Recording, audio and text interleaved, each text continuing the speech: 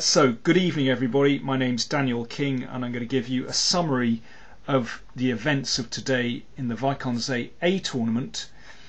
It was a very interesting round 4.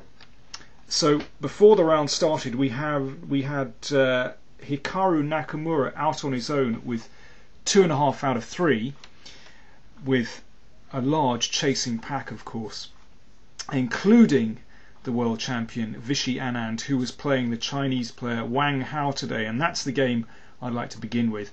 So Vishy is playing d4 in this tournament.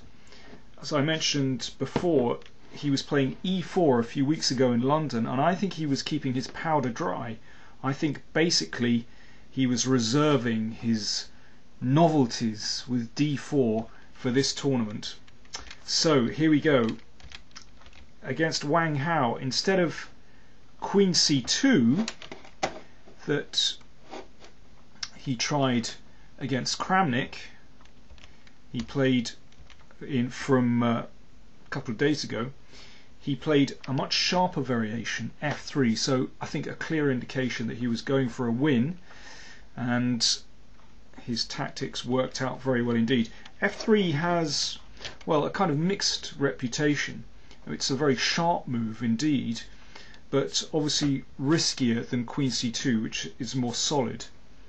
Of course, Anand tried f3 against Kramnik in the 2008 World Championship and, well, got quite a good position. Anyway, let's see how this one went.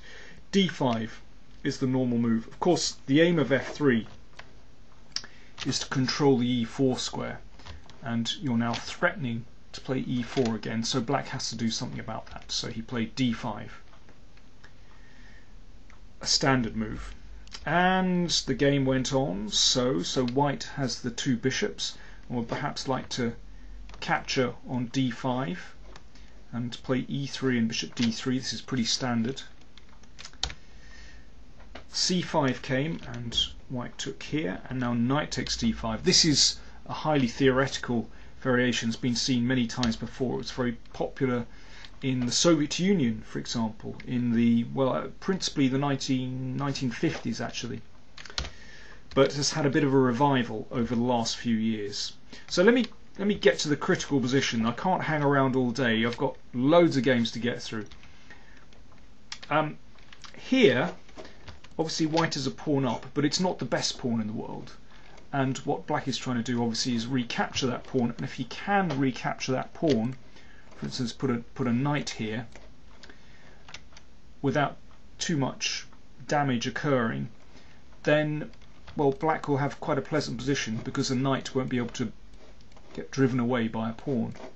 But in the meantime white can stir up a lot of trouble, perhaps on the b file, perhaps on the d file. Those are the basic aims in the position. So the thing with, let's just remove some of the paint from the board. Obviously bishop b5 looks to control some squares here, so for example if a knight comes here, you might just hack that off and try and keep the pawn. But if a6, then the bishop will come back. Let's say, well, you could go to a4, but let's play it back to e2, and the b6 square has been weakened, and that could make pressure on the b file more uncomfortable for black. So, okay, that's the point of bishop b5. Right, let's cut to the chase. I've got loads to get through today. Now, e5. Okay, good move. Seems like a good move because the bishop can come out here, and also it stops the knight coming to these squares. Okay, now this apparently was the first new move of the day, of the game. It looks a very standard move to me.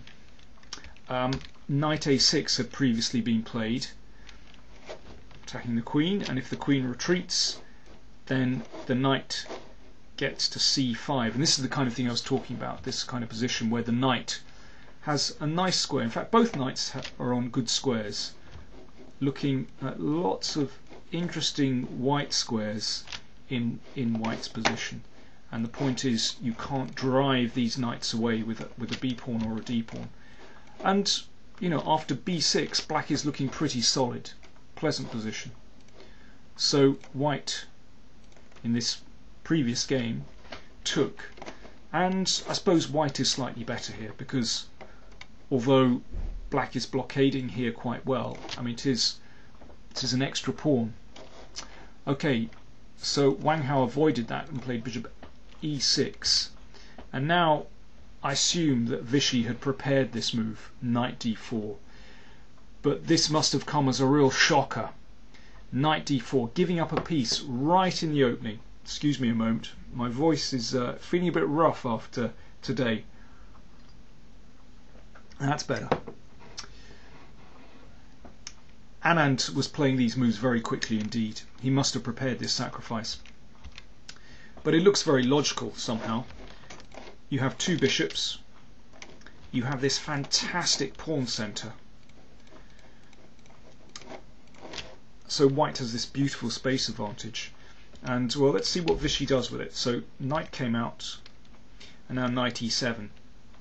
When I was looking at this game this afternoon, loads of people were saying, yes, Ben Sprocket, yes, a quick slurp. I'll have another quick slurp in a second. When we were looking at this game this afternoon, loads of people were saying, oh, Vishy can get the piece back with d5, because the bishop moves and then you play d6. Hold on. This, I think, would throw away a lot of white's advantage. Okay, white has got the piece back, but material is now even, and the knight perhaps returns to c6, a nice solid square. Rook's in the middle. Well, black doesn't stand too badly. Okay, I slightly prefer white because of the bishops. Maybe, you know, this one can try and maneuver around, but still, I'm sure that black is okay here.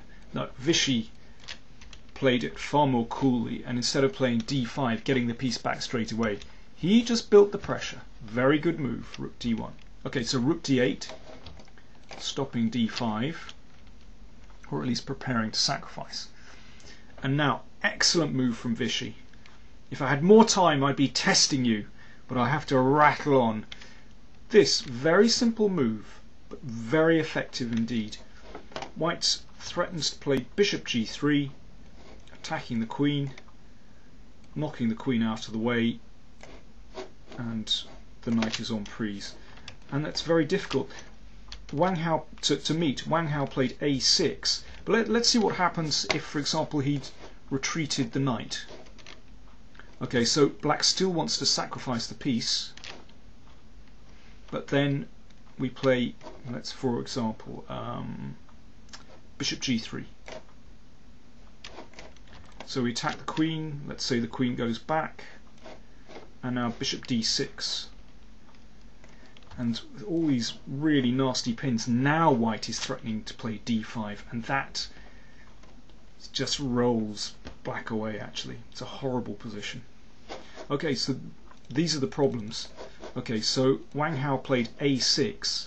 I think he was hoping, and I think this is actually disastrous, I think he was hoping that in this position, after bishop g3, okay, the queen has to go back to c8, that perhaps Vishy would take the knight, and now white has 3 pawns for the piece, which is also very tempting to play, but maybe black can stir up some trouble here. Maybe f5, I don't know, maybe queen c6 first. I still think white has a good position, but I think Vishy's plan was much better than taking on a5. He simply played bishop f1. So the knight is still attacked, and we're just going to return to this idea of bishop d6. So for example, knight here, bishop d6 again, rook e8 and d5, and whew, straight ahead. And that really is crushing. So in this position, after bishop f1, Wang Hao played b6 to support the knight. Obviously there's a pin here, so you can't take on b6, and now simply rook b1, and black's position is just falling apart. So he played knight b3, but white just took. And now Vishy has two bishops and a pawn against a rook and a knight. So Vishy's the exchange down, but he has a pawn for it. A fantastic pawn chain. The two bishops, these pawns are terribly weak. The knight has really no square, and well, this is a very simple win. Vishy just came in, took the pawns, and well, just kept control actually. He won in a few moves. Arnold 2130 says, "Am I late for the show, Dan?" Of course you're not late. You're welcome to the show. Do join in. Okay, so that was the first game. Basically, Vish won after a few moves. A very smooth performance. Very simple game actually.